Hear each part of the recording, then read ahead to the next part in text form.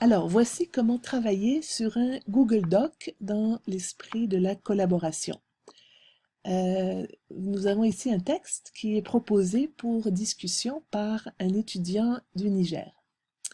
Alors, la meilleure façon de commencer, d'abord, c'est si possible de se connecter, comme ça notre nom apparaît directement.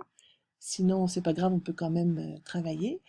Et pour que l'auteur puisse bien voir nos suggestions, vous pouvez ici cliquer sur Édition et au lieu de travailler en mode édition, travailler en mode suggestion, ce qui est exactement la même chose que le mode révision en Word. Alors, je vais par exemple ici suggérer que Amissou ajoute son nom. Alors, j'écris tout simplement dans le texte. Amissou Rissa Achafer. Donc, j'écris mon intervention et vous voyez, elle apparaît ici. Ce qui vient que Amissou pourra aller soit accepter, soit refuser ma suggestion ou y répondre. Il pourrait dire par exemple, ici, on pourrait le mettre plus loin. Répondre. Et moi, je peux lui répondre, d'accord. À ce moment-là, on considère que la discussion est terminée. Alors, je refuse la suggestion, donc je clique ici, la suggestion est refusée.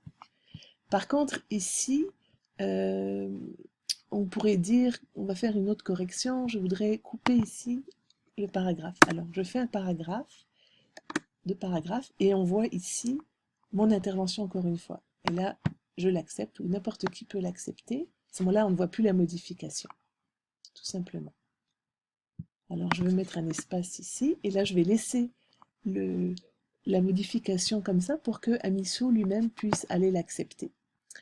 Je trouve que ce paragraphe est très intéressant, alors je vais faire un commentaire. Donc, j'écris cette phrase et je vais cliquer sur ce petit symbole, insérer un commentaire, ou bien dans le menu insertion, commentaire. C'est la même fonction. Insérer un commentaire, et là j'écris « Peux-tu expliquer davantage ?» Et je clique ensuite sur « Commenter ». Alors Amissou pourra me répondre ou pourra modifier son texte. Et quand il aura terminé, il aura juste à cliquer sur « Fermer la discussion ». Et il est possible aussi de chatter en même temps, mais là, comme je suis toute seule dans le texte, je ne peux pas vous le montrer. Alors voilà, c'est tout simplement de cette manière-là qu'on peut travailler ensemble sur un Google Doc. Et je vous rappelle qu'ensuite, quand le texte est terminé, on peut le mettre ici, affichage, pour voir le texte tel qu'il est, après toutes les corrections, etc. Et on peut cliquer ici dans le fichier, télécharger au format Word ou PDF, si on veut ensuite le diffuser d'une autre façon. Et si on veut inviter d'autres collaborateurs, on clique sur Partager, et on peut inviter directement des personnes à collaborer au texte.